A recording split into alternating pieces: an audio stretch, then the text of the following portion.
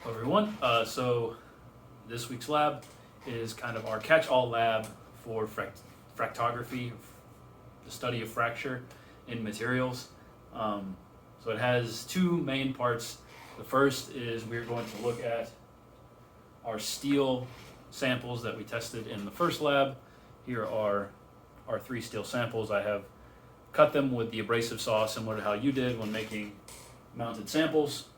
And what we were going to do is each of these, because they have varying amounts of cold work, varying amounts of carbon composition, we expect that the way they break is going to vary as well, similar to how we saw that their stresses and their percent elongation prior to failure varied across them. So the easiest way to do this is to use a microscope, because these fracture surfaces are small and our eyes are not good enough to see them. You could use an optical microscope, but honestly, in order to see the really fine features, we want to get a really good magnification. So we're going to be introduced to the scanning electron microscope, which is this box back here. I'm not going to go super into detail about how to operate it. That's kind of a topic for a different class, but I am going to show you how to focus and take an image, and we're going to do a quick look at each of our 3 samples to see what they look like. So I'm going to move the camera and put the sample inside the SEM, and we'll get it in focus.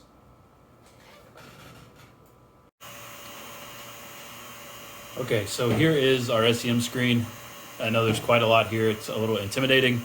So this screen on the right, this is our image screen where we will take our pictures. The settings for our microscope are down here. The one thing we really care about is the magnification here, SEM mag, and also this value known as working distance, which is is kind of the focal length of our electron gun, which is explained a little bit more in the handout.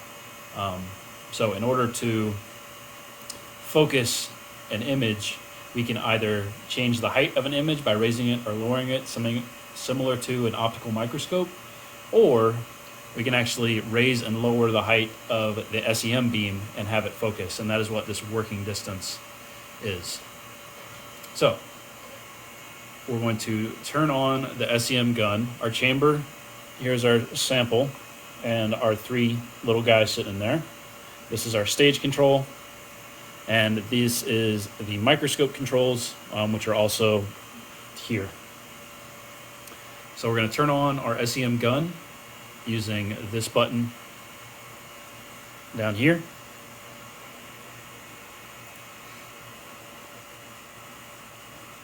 Hopefully see. So we have an image. So I'm going to middle mouse click to move to a point on the screen. So I'll middle mouse click up here. I'll see the sample moves. You can also see when I middle mouse click, it moves inside the chamber itself.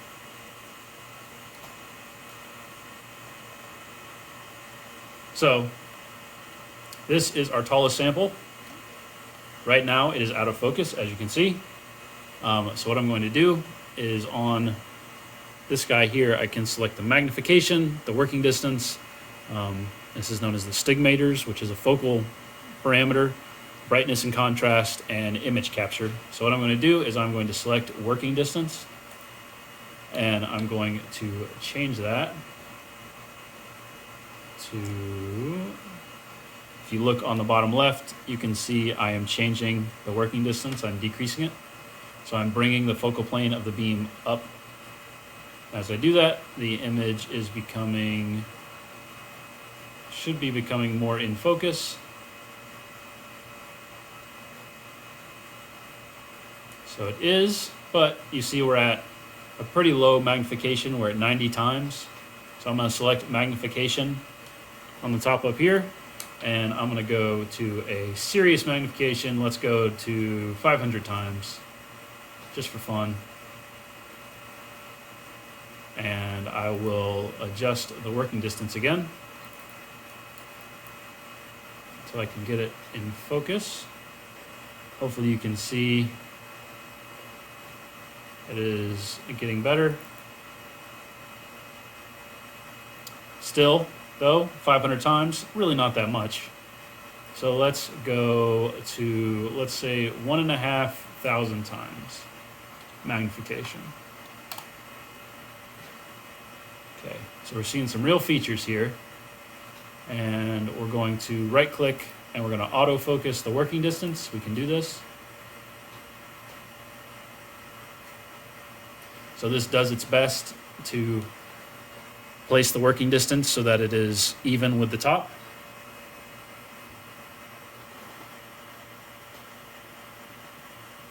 Okay, we're going to also autofocus the stigmators, which are a secondary focal option. You see it's still a little bit out of focus. So I'm going to manually adjust the working distance. There we go, it's a little bit better. I'm going to use the auto brightness and contrast on the little guy here to get the lighting better. There we go. And I'm going to adjust the stigmators again, auto. So I'm basically taking multiple steps to try to focus it. There we go. And if I slow the scan speed down, that increases the resolution. And this sample is 1018 CD. So this is our fracture surface. We see we have these kind of pores thanks to our beautiful cup and cone fracture, which are common with more ductile materials like metals. But it still is kind of small. So let's zoom in again. Let's go to 3000.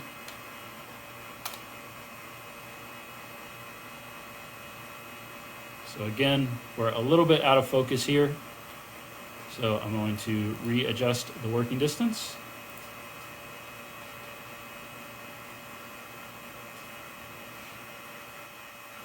This is similar to focusing on the optical microscope, except instead of moving the sample, we're actually moving the beam, the electron beam, which is what is used to focus on our sample.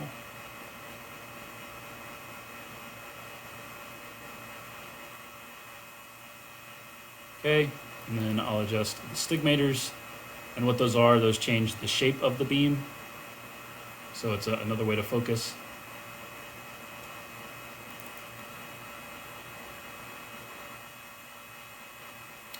And I think that's pretty good. So we can see some cup and cone, some ductile nodules. We can also see some areas of more brittle fracture where we have these kind of flat edges. Those are signs of partial brittle fracture, which are common in, materials. They will often have both ductile and brittle. If we move around, we can see how it looks.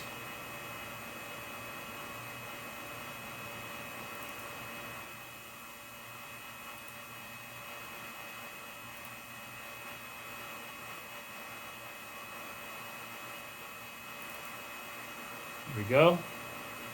And when we would like to take an image, when we feel like our focus is pretty good, we can select this capture button here at the bottom.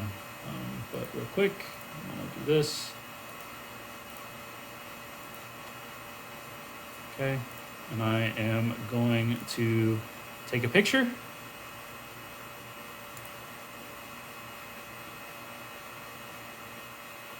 There we go. So here is our image of our sample. You see we have all of our microscope setting. This is 3000 times. This is 11 millimeters of working distance. And here is our scale bar here. So 20 microns. So you might remember when taking images of our steel samples, our microstructures, our smallest image had a width of about 100 microns. And this, you see, is about maybe around 80, slightly less. So we can get quite a bit higher magnification. And this is our 1018 CD sample. So I'm just going to close this. And if we really wanted to zoom in, we could very easily, let's go to 5,000 times.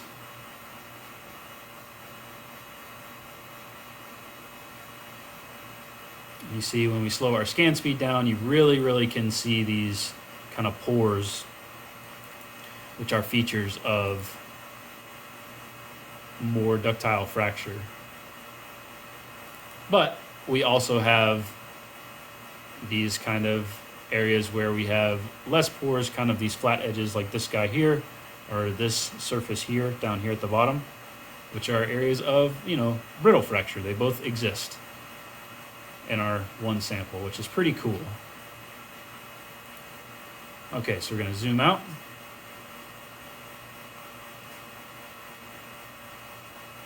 So we're back to 88 times magnification. You can see on the bottom here.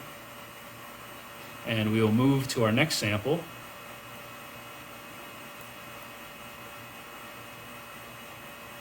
Which is our medium height sample, which is our 1018 HR. So now that our sample is shorter, which you can see here, we need to readjust our working distance. We need to increase it because now we need to focus at a lower point. So we go to working distance. We can actually try auto. So we'll right click and hit auto.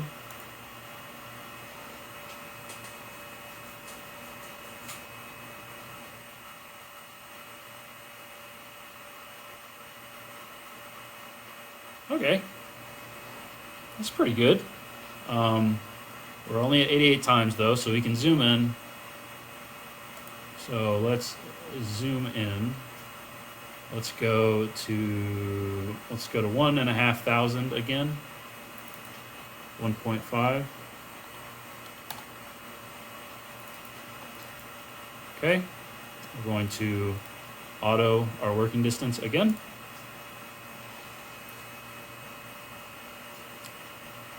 These are the typical steps for taking SEM images, are you focus at a low magnification, and then you zoom in and you refocus again, and then you zoom in and you refocus again.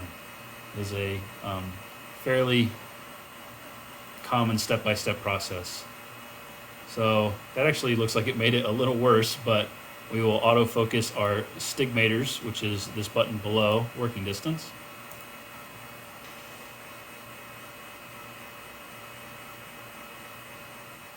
Okay, and I am going to manually change the working distance.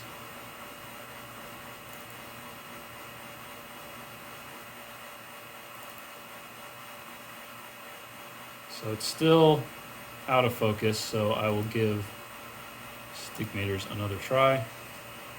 You can do this manually, but as you can see, the auto works pretty well. And here is our 1018 HR sample. As you can see, we got lots of our pores from ductile fracture. We still have a few areas of brittle fracture. See kind of one in this region here. Not a ton though. So let's zoom in. Let's go straight to 5 times. So 5,000 times magnification. Okay. We're going to auto working distance again.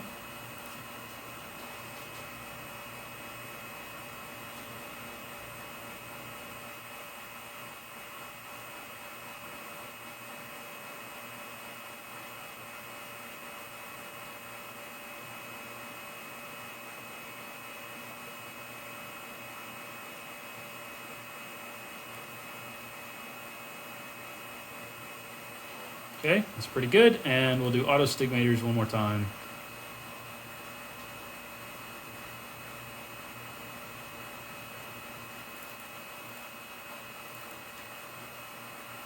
Okay, I don't know if that actually made it worse.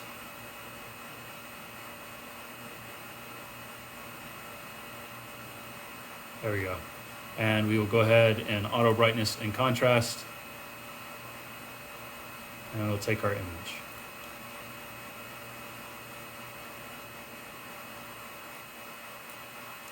All right, so compared to our 1018 CD sample, which was the first one we looked at, this one has less prominent brittle fracture regions, which we would likely expect because 1018HR has been hot rolled to help relieve the cold work, the strain hardening that we got from our drawing in 1018 CD. So less brittle fracture surfaces is to be expected.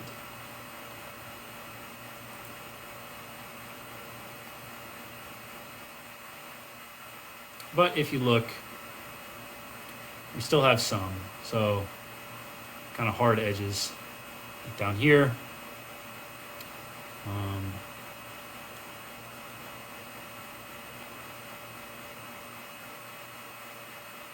You look kind of in this region here, we have a sharp edge here.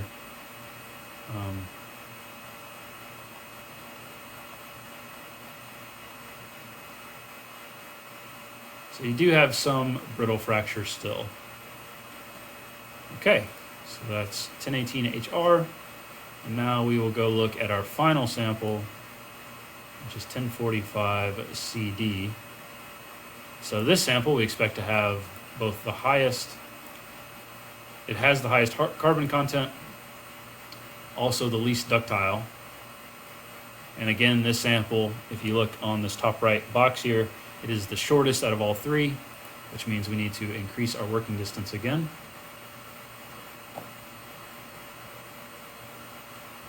So we get it in better focus. Like so. It's a little bit better. Now, right now you see we're only at, on the bottom, we're only at 512 times magnification. So let's zoom in to a real value. Let's go to 2.5 times. Okay, and we're going to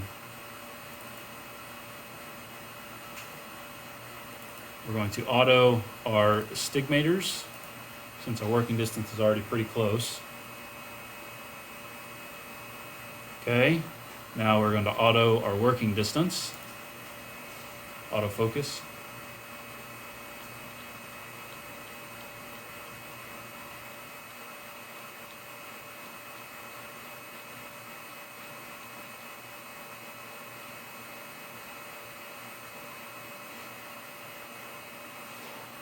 Okay, so we can start to see some porosity. It's still a little fuzzy. So let's do auto stigmation again. So right click and hit auto. Ooh, look at that. Very nice. So if we look, we see some more prominent signs of brittle fracture. We see these kind of flat edges here, like in this part, in this region here, all along this part. But even with our less ductile, we still see the kind of features of cup and cone, like this porosity here. We have some in this region. We also have some kind of in this region here. But we definitely see quite a bit more brittle type fracture surfaces. So if we zoom in to 5,000, and we can refocus. So right click working distance, hit auto again.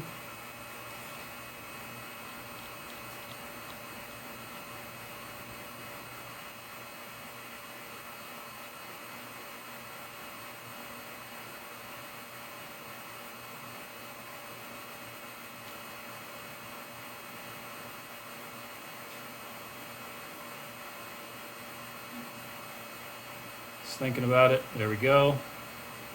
That's pretty good. And then we'll hit auto brightness and contrast to get the lighting right. Really didn't change much. and then we go ahead and hit acquire image.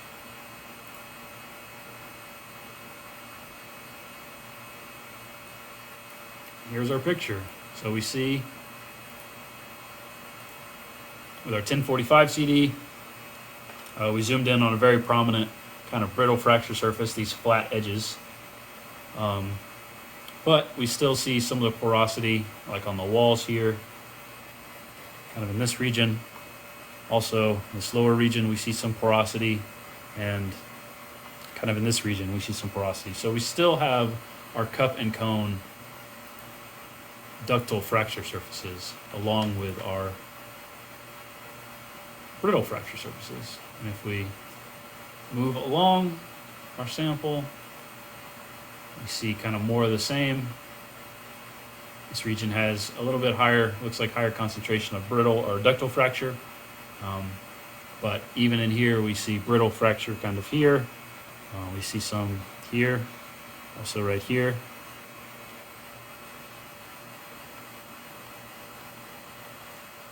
And here, we move over here, we see a big brittle fracture surface. Almost no pores here. There's some down here at the bottom, but this is a huge area which fractured in a brittle manner.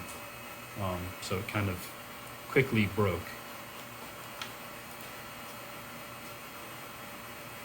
So that is all three of our samples under higher magnification. So we're going to go back to me, and then I will talk about the second half of the lab. All right, so those are all three of our samples. We saw that our 1018HR sample had quite a bit more ductile fracture in terms of porosity, the cup and cone, especially compared to our 1045 CD, and a little bit more than our 1018 CD sample, which we expect. So this is kind of the life cycle of our steel samples. We took them, we broke them, we polished and etched them to look at their microstructure, and then we've actually observed their fracture surfaces in the SEM. So we have done a lot of analysis on this one sample, and that is a lot of materials. Is you take a sample and analyze it a bunch of different ways. Each technique tells you a little bit different information about your material, all of which you can combine to get a truly unified definition of your material properties and structure. So these are ductile fractures that we just looked at, but as mentioned in the handout, brittle fractures are also extremely common, especially in things like ceramics or higher carbon content steels and more brittle metals. So the second half of the lab, we're going to do some mechanical testing on glass materials, which are brittle by nature. We can't test glass materials in the tension test because they will shatter, but we can test their hardness, but we cannot use our Rockwell test like we do with our steels because, again, they will shatter. So we will be introduced to the Microhardness tester, which is similar to our Rockwell test, just at a smaller scale and with smaller forces. So let's go over there. So this is our secondary portion of the lab, and that is the Microhardness tester. Ready to turn on. So we have used the Rockwell hardness tester previously in the lab. It is the same company that makes it, so this tablet here on the side looks familiar. It operates the exact same way that the the Rockwell tester operates from the Steels lab in terms of selecting a force, selecting a indent type. Really, the big difference comes in the indentation, which is the machine here. So this indenter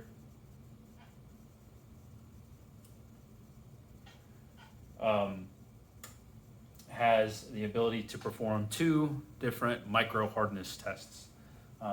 It's mentioned and talked about in the handout a little bit, I believe, but the difference between a micro hardness and a macro hardness test like the Rockwell or the Brunel test is honestly the scale, so the size of the load that you are indenting your sample with, and the shape of the indenter. So Rockwell, depending on the type of Rockwell test, uses either a conical nozzle in terms of Rockwell C, or for Rockwell B, we used a tungsten carbide steel ball to indent, so it's spherical. The microhardness test, two of the most common are the Vickers hardness test. It uses a diamond indenter shape. And the second is the Knoop hardness, which uses a kind of elongated diamond, you could imagine. So just one axis of the diamond is longer than the other. And the reason that you use microhardness tests, there's a few different reasons, one of which, as we saw when we looked at the steel samples, if you have a sample which has different phases, say like pearlite or ferrite, the indenters in a microhardness test are small enough where you can individually indent a single phase. Whereas for a Rockwell test, because our perlite and ferrite phases are relatively small, a single Rockwell indent will contact multiple phases at once. Whereas for a Vickers or a Knoop, a microhardness, we can individually poke a perlite region or a ferrite region. So you can individually test phases, which is kind of a huge benefit. Another, and the reason, one of the main reasons microhardness exists is because for brittle materials like this annealed glass slide here, for brittle materials, things like the Rockwell test are too high of a force. If you take a Rockwell B test, which has a 100 kilogram maximum load, and you indent this piece of glass, it's going to explode, it's going to shatter, because the stress is really high at the indenter point. For Vickers and Knoop, for microhardness tests, the maximum loads are generally less than 3 kilograms, and the indenter sizes, cross-section indenters, are a lot smaller, which means our relative stress is lower because our force is lower and our cross-sectional area is lower, but our force is lower, so it makes up for it. And our point is very, very sharp in terms of our microhardness testing. So, to take a test, we need to use this machine. As you can see, we have an optic up here at the top because our indents are really small. This machine has a rotating stage similar to a microscope. And if you come look at our control panel here, you can see as we rotate between our optic and our indenter, we'll see this light move. So right now we are looking at the Vickers indenter because it's focused on this diamond. And if I change it to the 20 times optic, you can hopefully see that the light over 20 times goes on. Similarly, if I go to the Knoop indenter, which is the elongated diamond here, you can hopefully see that this light is on. We can also go to the 10 times and back. So for our glass slides, we're going to use the Vickers indenter, which is our diamond. Hopefully you can see that. And we're going to use the 20 times magnification optic.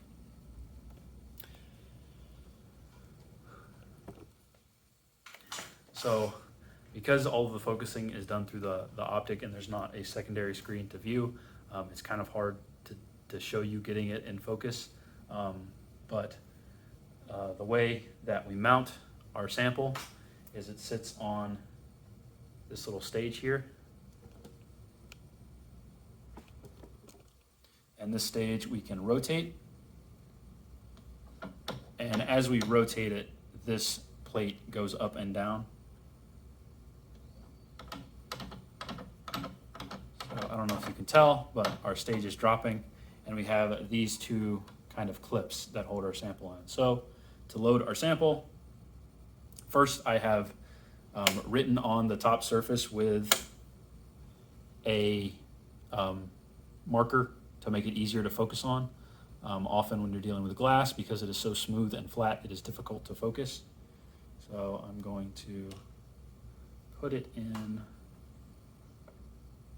our holder there, and I'm going to rotate it. I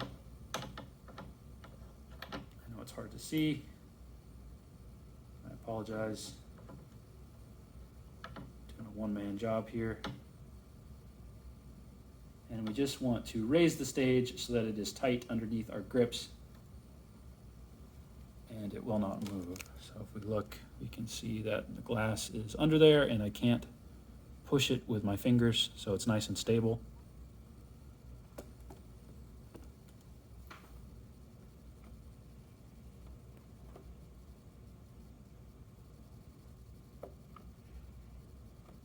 I have hit the emergency stop button, so we're going to turn the machine off, turn it back on.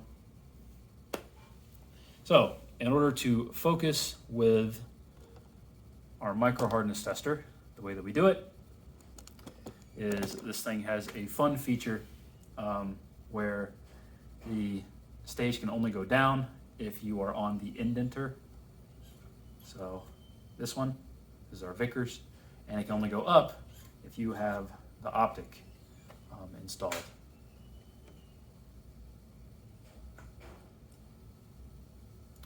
So I'm going to look through the optic.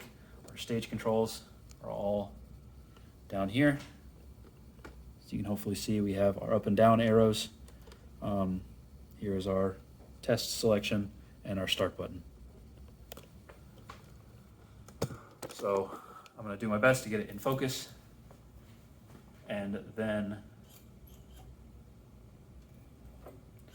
we will do the test.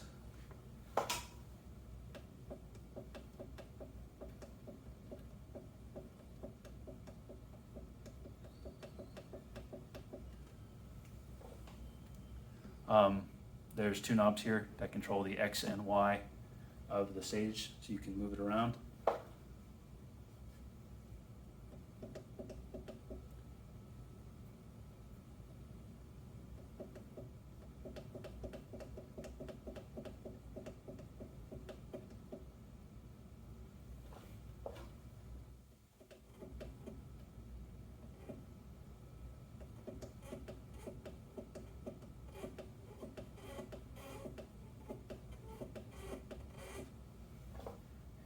Not in focus, so I have to switch back to the indenter to move it down, and I can move it back up again.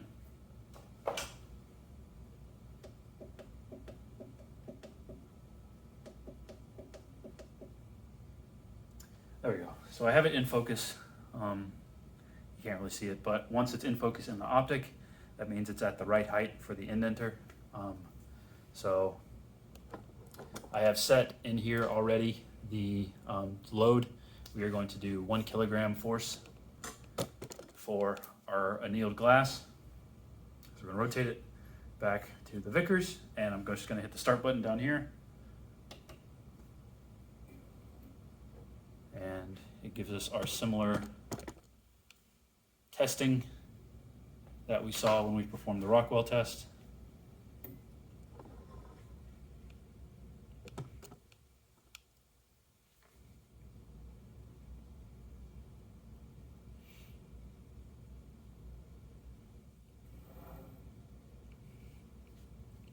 So it is done.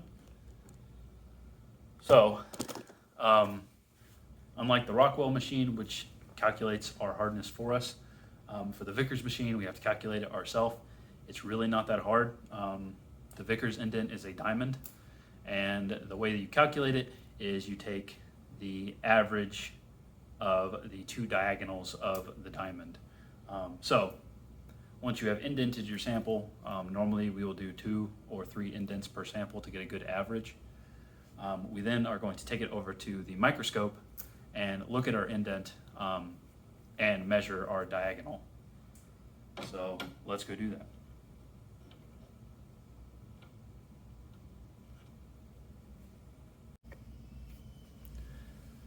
After our indent, we have brought it over to the microscope. So I did my best to indent near a region where the marker is, which I drew on the surface. You can see here are 2. You want to make sure you indent in the purely glass region so it's not affected by any sort of coating like this. So here is our indent under 5 times magnification.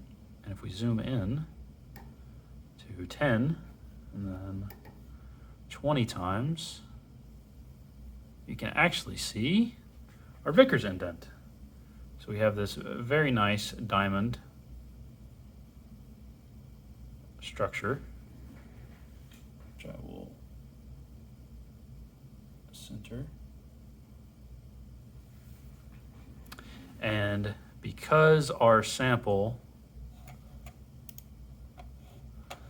is brittle, our diamond indenter, which is this guy here, actually has induced stable cracks into our sample.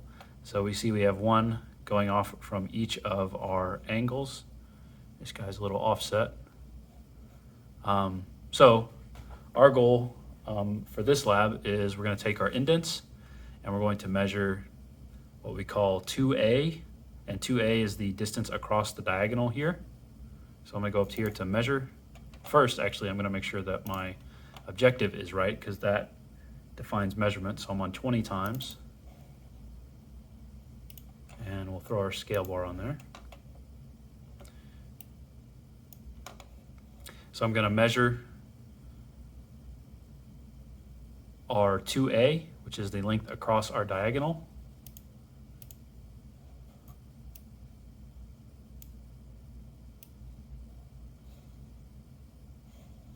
So I'll just put it over here. So our length across our diagonal goes from here to here. All right, so that's 195 microns, you can see. Hopefully you can read that. And we're also going to measure our other 2A, which is our perpendicular length, so 91.4 microns. So you would record these values in your handout. And we are also going to measure what we call 2C, which is the length of our stable generated dislocations across the entire length of our sample. So in this case, I'm going to go this length here. Don't worry if it's not exact. Do your best. So 232.89. And do our other one. This one's a little tricky, so I'm actually gonna do two measurements.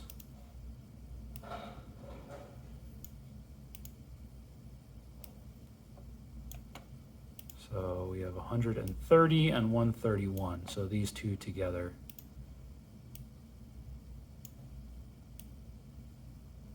would make about 260. So we have one 2C, we have another 2C. And you would record those again in your lab handout for both of your indents on your sample. You do not need to take an image, but you do need to record these diameters or these distances. So that is the lab.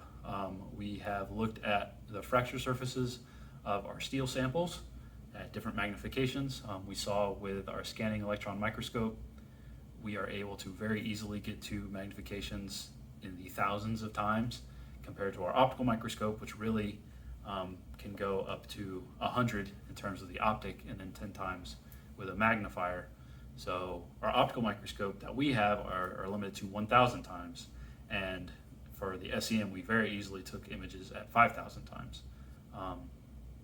And you need that because our fracture surfaces, the features are so small that those magnifications are critical to be able to see our difference between our brittle fracture regions and our ductile fracture regions in our steel samples. And then the other half of the lab is we did some fracture mechanics on glass samples. We did one glass slide, which was annealed glass. But as part of the lab, each group is going to do a different type of glass. So silica and a ceramic reinforced glass. And each of these have their own elastic moduli. And if you know the Vickers hardness, HV, and you know these dimensions, and you know the elastic moduli, you can compare these three glasses to each other and think about how how their different hardness values will affect their ability to fracture and their ability to withstand stress. And we all know that hardness is resistance to plastic deformation. We talked about that in the first lab. And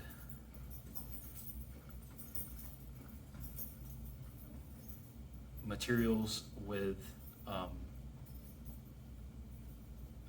and brittle materials are by their nature not able to withstand a lot of plastic deformation. So the higher their hardnesses are, the more easily they're able to resist plastic deformation and hopefully keep from breaking in a brittle and catastrophic manner.